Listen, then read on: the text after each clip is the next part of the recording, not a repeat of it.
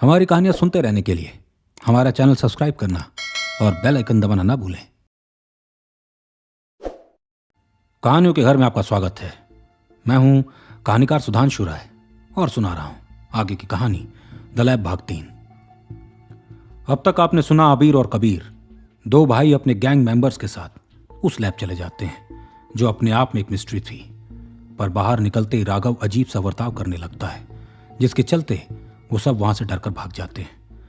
जब पुलिस और सबके पेरेंट्स वहां वापस आते हैं तो कोई अंदर जाने को तैयार ही नहीं होता। अबीर और कबीर दोनों हिम्मत जुटा लैब के अंदर घुस जाते हैं। उन्हें राघव एक दीवार पर टंगा मिलता है। जब बहुत देर तक अबीर और कबीर बाहर नहीं आते तो सब चिंता में पड़ जाते हैं। अब आगे की कहानी। बेचैनी बढ़ने लगी और अब 4 बच्चों की जान दांव पर थी। अबीर, कबीर, राघव और अभय। जहां 3 बच्चे अब लैब के अंदर थे, वहीं अभय का कुछ पता ही नहीं चल रहा था। लैब के अंदर अब जाए तो कौन जाए? कौन है जो इस मौत के खेल को रोकेगा? बाहर खड़ा हर व्यक्ति बस मुंह लटकाए खड़ा था। पुलिस की टीम कोशिश कर चुकी थी। जो लोग अंदर गए बस किसी तरह बाहर आए, पर बच्चों का पता किसी को न लगा। आखिर थक हार कर जब अबीर और कबीर के पिता राहुल अंदर जाने लगे तो वहां खड़े बाकी लोगों से भी रहा ना गया। सब तैयार हो गए अंदर जाने को। सब ने एक दूसरे का सहारा बनने की ठान ली। लैब ऐसे तैनात था मानो मुंह बाय खड़ा हो और अब सब सीधे उसके मुंह में चले जाएंगे। पर मिस्टर पटवर्धन ने दखल दे दिया। आप लोग रहने दीजिए, मैं और मेरा दोस्त पाटिल अंदर जाएंगे। सबके चेहरे की हैरानी साफ देखी जा सकती थी। जो व्यक्ति अभी कुछ देर पहले मना कर रहा था, वो कह रहा है अब जब लड़के अंदर जाकर फंस चुके हैं अंदर जाएगा, और वो भी एक और व्यक्ति के साथ। तो अभी तक क्या नींद में था? पहले जाना था ना। खैर, अबीर कबीर के पापा जी तो मानने को तैयार ही न थे। नहीं, मैं भी जाऊंगा, मेरे बच्चे अंदर हैं। वो रट लिए गेट पर ही फैल गए। पर सब ने यही निर्णय लिया कि पटवर्धन जी और उनके साथी पाटिल जी ही अंदर जाएं। कुछ ही देर में न जाने अजीब सा कोई धुआं जलाकर दोनों अंदर चले गए। धुआं उनके साथ साथ चलने लगा। दोनों ने अपने सर पर एक हैट भी पहनी। सन्नाटे के बीच दोनों लैब के अंदर दाखिल हुए। मनहूसियत ने उनका स्वागत किया। रह रहकर वो अपनी सांसों से ही डर जाते। इतना भयावह मंजर उन्होंने कभी न देखा था। मशीनों पर चढ़ाए जाले गुफ्तगू में लगे थे कि हमने वो सब देखा जिसको बाहर की दुनिया वाले बस सोच सकते हैं। अचानक आई एक आवाज ने उनका ध्यान खींच लिया। उनकी नजर ऊपर के कमरों की ओर गई। शायद आवाज ऊपर से आई थी जिस ओर अबीर और कबीर गए थे। दोनों दबे पांव ऊपर चले गए। ठीक उसी कमरे के बाहर पहुंच पटवर्धन ने चतुराई से अंदर झांका, पर सिर्फ दीवार पर खून के निशान दिखे, बिल्कुल ताजे, जैसे किसी के शरीर को हताहत कर उसे दीवार पर रगड़ दिया गया हो। डर ने पटवर्धन को हल्का सा टटोला। खुद को संभालते हुए वो अंदर गया। अंदर कोई नहीं था। पाटिल ने भी अंदर झांका, पर कोई न दिखा। बच्चे यहीं थे। खून के निशान ताजे हैं। पटवर्धन अपनी बात पूरी करता, उसकी नजर नीचे फर्श पर गई। जमीन की धूल पर जूतों के निशान थे। निशान कमरे से बाहर की ओर जा रहे थे। दोनों बस अब उनको फॉलो करने लगे। सीधे वो गैलरी से एक स्टेयर्स के पास आ गए। मुझे लगता है बच्चे ऊपर गए हैं, पर जहां तक मेरी जानकारी है उन्हें नीचे जाना चाहिए, तो ऊपर क्यों गए? पटवर्धन हैरान थे। अरे हो सकता है कुछ हुआ हो और वो अपनी जान बचाकर जल्दबाजी में भागे हों, क्योंकि सही मायने में तो उन्हें बाहर की ओर जाना चाहिए। पाटिल ने अपनी बात रखी। दोनों जब ऊपर गए तो पाया हर तरफ जंग लगे मेटल्स पड़े हैं, पर जब उन्हें सामने कोई रोशनी दिखी तो किसी तरह मेटल्स के बीच से होते हुए उस ओर बढ़ गए। जैसे वो एरिया खत्म हुआ, उन्हें फिर से गैलरी दिखने लगी जिसके दोनों ओर छोटे छोटे बंद कमरे थे। लगभग दोनों तरफ मिलाकर 20 कमरे होंगे।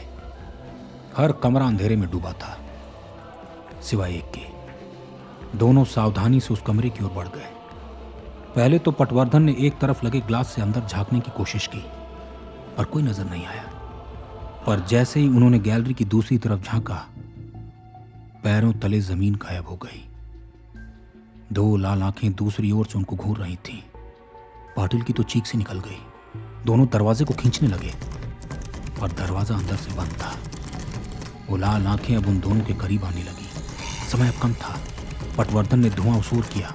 शायद धुआं से कुछ होता था, पर वो काम ना आया, बल्कि वो आंखें और करीब आने लगी। धीरे धीरे उन्हें अब एक ऐसी छवि दिखने लगी जो बेहद डरावनी थी। उनको अपना ग्रास बनाने को ललायक थे। जब दरवाजा खुला ही नहीं तो पटवर्धन और पाटिल दोनों वापस दौड़ने के लिए लौटे, पर फिसल कर नीचे गिर गए। अब बस इंतजार था तो मौत का। अचानक उन्हें लगा उनके पैर पकड़कर कोई खींच रहा है। कुछ समझ आता, उन्होंने पाया वो कमरे के अंदर है और दरवाजा बंद हो गया है। अबीर और कबीर दोनों ने मिलकर उन दोनों को अंदर खींच लिया था। उनकी जान उन दोनों ने बचा ली थी। सर कितने भारी हो आप, कबीर भारी सांसें लेता बोला। अबीर भी पाटिल को खींच बस सांसें भर रहा था। तुम दोनों यहां क्या कर रहे हो? पटवर्धन हैरान थे। अरे सर, आपको आने की क्या जरूरत थी? आपके चक्कर में हमें भी दिक्कत होगी। कबीर मायूस था। राघव, ये तुम दोनों कहां मिला? पाटिल की नजर अचानक सामने के स्ट्रेचर पर पड़ी, जिस पर राघव लेटा पड़ा था। अरे सर, लंबी कहानी है अभी, लेकिन आप दोनों ने हमारा पूरा प्लान खराब कर दिया। आप तो मरोगे ही, हमें ही मरवाओगे। अभी टेंशन में आ गया। अरे पर हुआ क्या? कौन था बाहर? पटवर्धन ने पूछा। अरे सर, मौत थी बाहर। अभी फिलहाल एक खिड़की खोलनी है, हमें इससे निकलना है बाहर। पर याद रहे, ये दोनों लोहे के रॉड ले लीजिएगा और बजाते रहिएगा। अबीर तुरंत बिजी हो गया। पर क्यों? पटवर्धन ने पूछा। पर ना तो अबीर ने जवाब दिया और ना ही कबीर ने। उनमें से कोई इंटरेस्टेड था ही नहीं। किसी तरह अटकी हुई खिड़की को सरिये से खोला गया। राघव बेहोश पड़ा था, पर उसका शरीर अभी भी हरा सा था। सर उठाइए राघव को, अब आप आ गए हैं तो उठाइए प्लीज। अबीर ने बाहर निकलते हुए इशारा किया। सब किसी तरह बाहर आए। राघव पटवर्धन के कंधे पर था। सब किसी तरह निचले हिस्से तक पहुंच गए, पर जैसे ही लैब के गेट के करीब पहुंचे, शैतानी चेहरे को देख सबकी रूह कांप गई। अबीर और कबीर ने तुरंत रॉड को आपस में लड़ाना शुरू कर दिया, और उसकी आवाज होते ही वो शैतान चीखता वहां से भाग गया। कुछ ही देर में सब बाहर आ गए। बच्चों को देख सबने राहत की सांस ली। Thank you mister Patwardhan, Raghav के पिता ने अपने बच्चे को उठाते हुए कहा। अरे अंकल, थैंक यू इनको नहीं, हमें बोलिए। इनकी भी जान हमने ही बचाई है, वरना ये और इनके दोस्त निपटने को ही थे बिल्कुल। कबीर कॉन्फिडेंस में था। क्या? अबीर और कबीर के पिता हैरान थे। अरे हाँ पापा, ये तो खुद ही निपट लेते अगर हम दोनों इन्हें नहीं बचाते। अबीर हल्का सा मुस्कुराया। वहीं पटवर्धन और पाटिल आंखें नीचे किए, बस वहां से कट लेना चाहते थे। खैर, राघव को तुरंत हॉस्पिटल भेजा गया और लगभग 4 दिन बाद वो सही सलामत स्कूल आ गया। पूरा गैंग लंच में स्कूल ग्राउंड में बैठा था। भाई सच बता, क्या तुम दोनों ने सच में उस डेविल को हरा दिया? अरे हाँ भाई, अबीर से पूछ ले। कबीर ने अबीर की ओर देखा। अबीर ने भी सर ऊंचा करते हुए हामी भर दी। हाँ बिल्कुल। राघव तो उल्टा लटका हुआ था और हमें भी निपटाना चाहता था, पर हमें तरीका पता था। हमने लोहे की रॉड ली और बजा दी, जिसे ये बर्दाश्त नहीं कर पाया और पीछे हट गया। तब हम समझे कि जो भी डेविल है अंदर, वो रॉड्स की आवाज़ से डरता है। फिर क्या था, बार बार बजाकर हमने राघव को बेहोश कर दिया, फिर बाहर निकल आए। अरे हमने तो मिस्टर पटवर्धन और पाटिल को भी बचाया। पूरे स्कूल के हीरो अब अबीर और कबीर थे। हालांकि दोनों को कुछ पता नहीं था कि अंदर क्या हुआ। वो तो बस जब राघव उन पर दहाड़ा तो रॉड गलती से बच गई और वो पीछे हट गया। दोनों चालू थे तो जल्दी समझ गए कि वहां जो भी है रॉड की आवाज बर्दाश्त नहीं कर सकता, तो उसका सही इस्तेमाल किया और बाहर आ गए।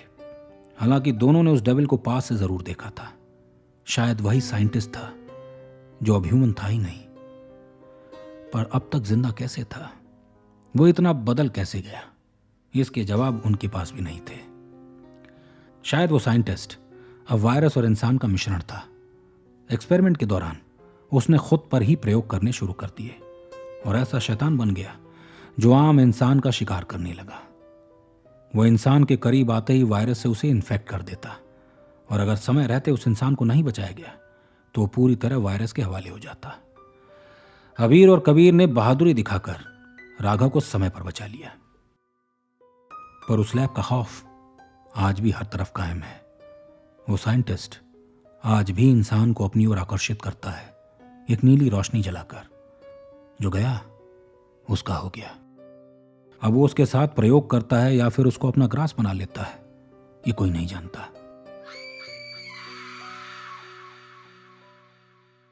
इसी के साथ मैं इस कहानी और अपनी वाणी दोनों को विराम देता हूं। मित्रों, यदि ये कहानी आपको पसंद आई तो हमारे चैनल को सब्सक्राइब करना और बेल आइकन दबाना ना भूलें। मिलेंगे अगले मंगलवार ठीक 9:30 बजे एक नई कहानी के साथ।